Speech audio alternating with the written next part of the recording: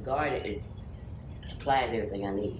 It's the food, the air, the sun, the water, the people, the animals, the insects. So the whole universe is right there. It's a whole universe within the universe. It's outside.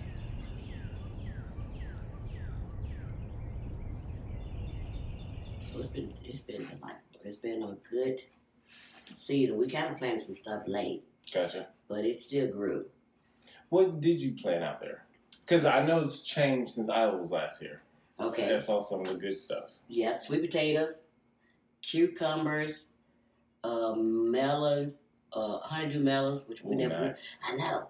I'll show you those. Mhm. Some cantaloupe, um, green peppers, purple purple beans, some kind of other long beans, tomatoes, about 6 different versions of tomatoes. And what else? Squash, okra, onions, Mhm. sunflowers. Mhm. Look. I think I saw those as I was driving by. Oh yeah, they're Yeah. huge. They call Russian mammoth Really? sunflower. I Okay. know, right? Russian All mammoth. right.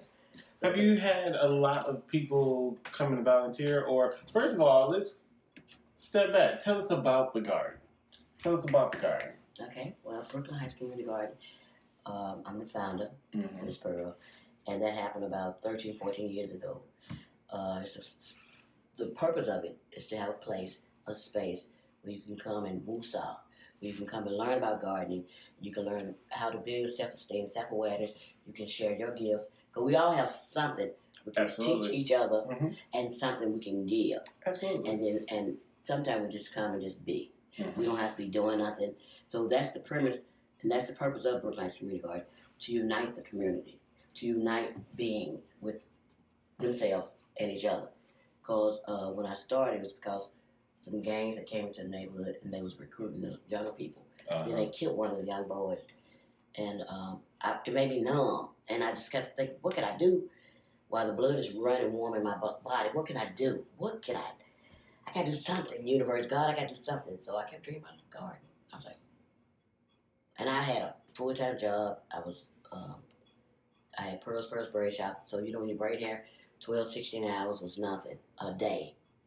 But anyway, I just kept thinking about it. And then I just started moving towards it, and I just kept writing it down, what it would look like, and then all the people who know what I'm trying to do, they show up.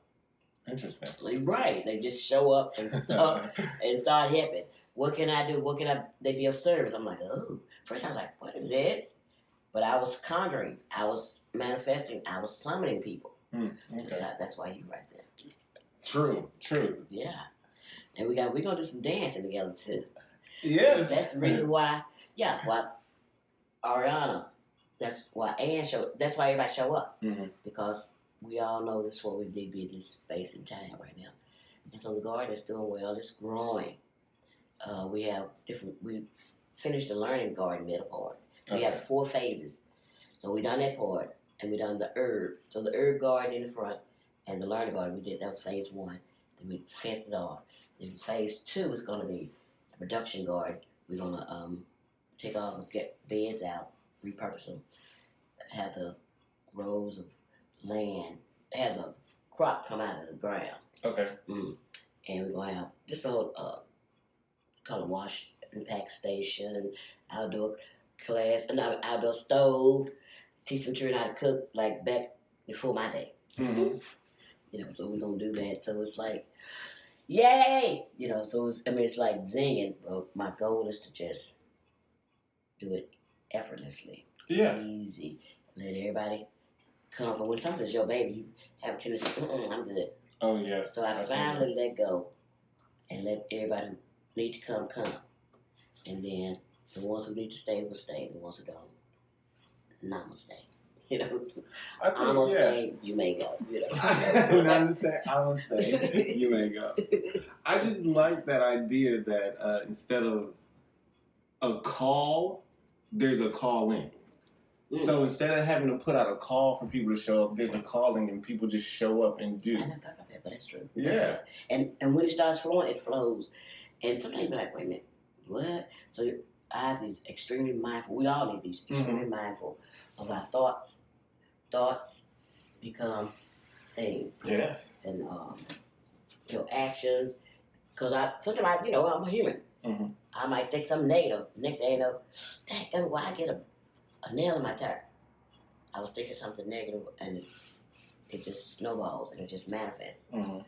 Yeah, so even myself, by waking up early, I put in motion. I'm gonna get up. And I'm gonna be present. I'm gonna be on time, which is no such thing as time, but because we as human beings, we have to have something for us to uh, meet. I tell people all the time is a man-made concept. It that is. Cannot be confined by being on time somewhere. And when somebody, and the only thing about me is this is like I make sure, because I've always been like a person who never. That's always been my premise. Mm-hmm. Time is just an illusion because it doesn't even really exist. Which ain't. And the others don't really exist. It's existing because we say it does, and we decide that this is a dress. Or what a dress? Oh, a dress. In other countries, this might be a hat. Okay. Or a shirt. Mm-hmm. You see what I'm saying? So we done that, and we do it consciously, unconsciously. We keep making out. That's why, with time, I have made myself be present because I've always been. I'll be there when I get there, but I understand that, and that's okay. But to me, it's I don't want for me right there, right now at this time. Look at my flower like it's trying to die. But I've been working on it because I've never been in that constraint of time. So, what are some things in your life that brought you to where you are now? Almost like, why here? Why now? Why the garden? Why this community? Why you? Well, this is my purpose. I'm walking and living my purpose to work. The garden, what it does is when you heal on a cellular level. Mm-hmm. And then to me, if I'm the only person in the whole community or the cosmos that's healed by myself, what good is that? So my role is that I am the community healer at Brooklyn Lights Community Garden. That's my role. I'm sitting down in it. I am a healer. I've been on that. We all are healers. Mm-hmm. We don't know to what capacity that we can heal ourselves. So that in itself has brought me right here. Gotcha. And the garden, it supplies everything I need. The food, the air, the sun, the water, the people, the animals, the insects. So the whole universe is right there. There's a whole universe within the universe. It's outside. And so I decided, one day it just kind of happened. Mm-hmm. But that day that young guy got killed, my whole world changed.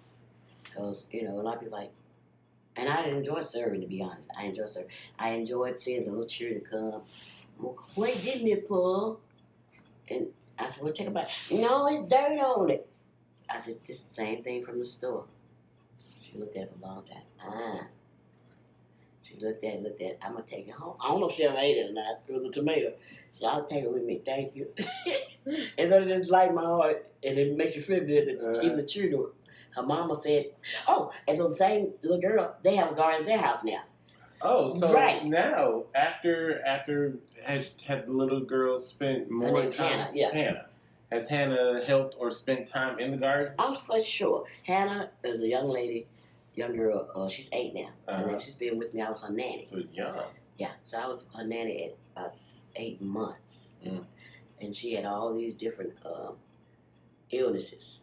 A heart murmur, food diversion, TPN line, colostomy bag, a feeding tube, something wrong with the eye, blood clot in the leg. And they said she had a food diversion, that she wouldn't be able to learn. So I was like, what? So I said, okay, let me go on and pray about it before I took the assignment. And then I went and looked at Helen Keller movie. I said, I can do this. So what I did, and she was like, wow. I'm like, why y'all let her act like that? And they were just, the mother and father was doing the best they could. They didn't know. And I didn't know either. So I said, you know what? I'm just gonna sit down in this. So I kept doing stuff like, and I went to school to become a Montessori director. So I was like, Hannah, what? But she came around. She's in a top 5 percentile of her class. She comes here to do reading. She come just chill out. Yeah. I do her hair sometime. We just do some dancing, and so we just still connected, you know. So, and they have to stay young, have to stay purposeful, have to stay Oh yeah. connected. I've always believed doing what you're passionate about will keep you young and keep you passionate about doing things. That's right. Because when we sit and stop, that's when we start to die. That's when we start to deteriorate. And the average person is waiting to die. They're not living. Because we always, even myself, always try to get better. Trying to get to that perfection. I am perfect. I am perfectly made in His image. Right now. So I can do something better. I can hula, get a smaller waistline. Or I can not eat that last meal at 9 o'clock at night that I always do, which I didn't do it last night. You know what I'm saying? So it's always a way, you know. But that's, you know, that's one thing we always do. We always looking for something outside ourselves. Look inside ourselves and enjoy and be grateful right now for what you got, for what you are, for how you are. This is it. We're always waiting to die. They try to say it's waiting to live. When I get my money right, I'm gonna be alright. What's wrong with you now? You see what I'm saying? We are always getting somewhere. Yeah. And it's okay to have dreams and hopes and aspirations, but just to always never enjoy your present state of existence, that's life. That's life. Yeah. Because I used to be always, I'm so young. People say I'm young. I am young. I'm glad I'm young. I'm glad that I like to jump around. I'm glad I talk fast. I'm glad I like to eat. You see what I'm saying? Eat what I want to eat. I'm glad I like different guys and stuff walking down the street and stuff. Don't judge me. I can flirt with them and stuff. They girlfriend be around. Say, hey baby, this your boyfriend? Ain't he cute? They be like, you know, like go on now, go. So I like doing it. Then people like, what you do? I said, you see how I made them look at each other more? Yeah. And then I'm like, you the curious one. I'm talking to her. She's like, so I'm flirting both of them. I want that. Yeah. I don't want them for nothing but just to flirt with them, make their day better. And they always make sure they come back and they look at my face like, say something. Say something. And I'm like, I see you, but I'm working. If you come and work with me, I'm going to talk to you. You know, like, they be looking like, it makes, and the energy exchange is just beyond beautiful. If that's why you do it, I said, it makes me feel good too.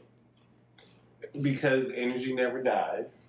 It just transforms and exchanges to something else. The end. So what you put in is what you get out. That's right. And I need somebody to flirt on with me. I need somebody say how pretty I am. They be like, look at you. I'm like, girl, look at me, you know. And then I'll get serious with them sometimes. Most time I won't. But different people understand that. It's just an energy exchange. You've been here since the neighborhood was developed. You've seen it grow and change. Oh, shoot, Jeff. You notice to our right is 6 tall and skinnies on that lot of one house. And then up the street, up the street, well, it was just wooded areas, like 4 tall and skinnies that way, and 2 tall and skinnies down there. And I wish I had somebody to go with me because I could have bought that lot for $68,000 20 years ago. Where the houses are now? Yes, those 6 houses, each one is $375,000 a piece. So that would have been my lot.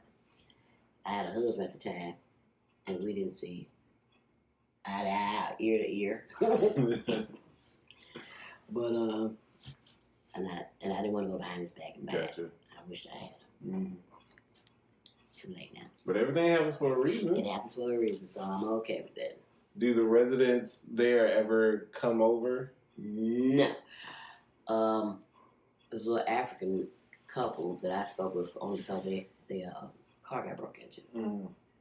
And I thought that was kind of rare because 24 years nobody's broken in. Well, somebody's broken into my daughter's car when she lived across the street. But that was like maybe 10, 15 years ago. And they broke out their window. So we spoke. And then the other people just kind of waved. So I'm breaking them in. I just keep pulling them in. I just keep waving. Keep nodding. Eventually, everyone leads And to the garden. There you go. They'll come. If you build it, they'll come. So that's the premise behind the garden also. That's a beautiful concept. Have you faced any adversity when it comes to living in this area or getting the garden started or just in general? I mean, we all face something in life. Yeah. What were some challenges? The one big challenge was myself when I got 3 years ago. It came from my timeline. I had L4 and L5 rupture in my back. And see what happened back then. I owned a blue house across the street, and my goals to people who live in the house was going to make sure that they help build up the Brookline Community Garden. That they're going to be out there weeding, watering, building raised beds. They're going to be a part of the process. That wasn't their premise. That wasn't their goal. That wasn't their intent.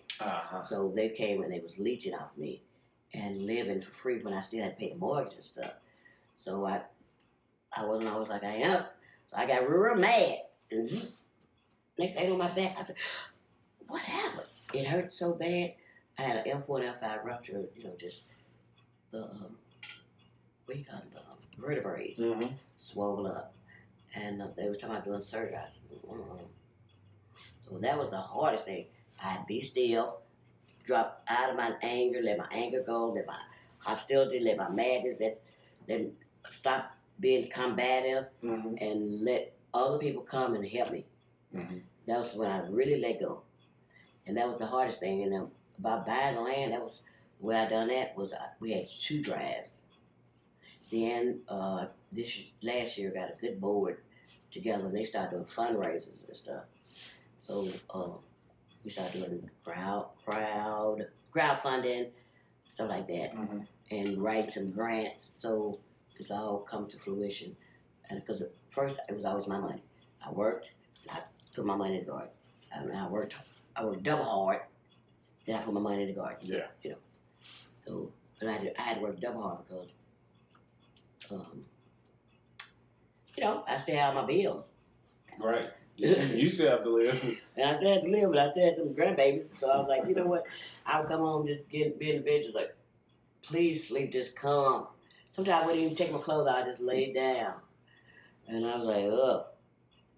The next day, the sun would be coming in. And then I would tell a story. God forgive me, I would tell a lie.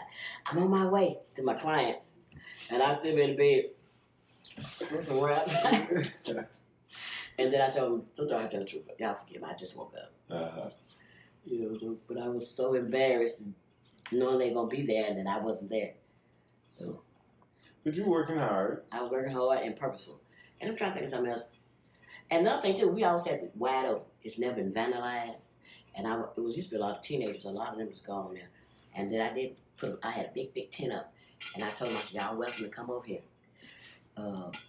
Let's talk, let's interact. Let's use the speakeasy and write some poetry, which it never did take off because that wasn't their mindset. And they used to just staying in the house, looking at TV or doing them games. Yeah. And so, Generations have changed. So, but I still don't give up on them. If they come once a month, fine. Because I finally had like 2 or 3 families that would just come almost every 2 or 3 days. So that was good.